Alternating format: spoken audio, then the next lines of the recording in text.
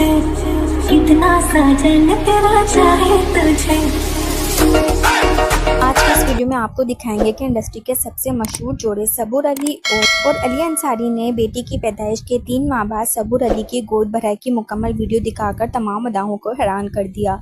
जहां तमाम fans pregnancy के दौरान सबूर अली से रिक्वेस्ट करते रहे कि हमें गोद भराई की मुकम्मल वीडियो देखनी है, वहीं अब बच्ची की पैदाइश के 3 माह बाद मुकम्मल वीडियो दिखाकर तमाम फैंस ने भी कमेंट्स में सबूर अली को ट्रोल करना शुरू कर दिया। यहाँ तक कि कुछ मदाहों ने कहा कि अब गोद भराई की रस्म दिखाने का कोई फ़ायदा नहीं है।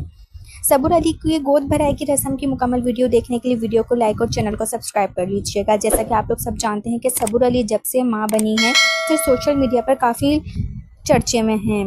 मदा सोच रहे थे कि सबूर अली मां बनने के बाद इंडस्ट्री छोड़ देंगी और बता दिया कि मेरा शोहर अली अंसारी नहीं चाहता था कि प्रेगनेंसी में किसी भी किस्म की वीडियो या तस्वीर मदाहों को दिखाई जाए।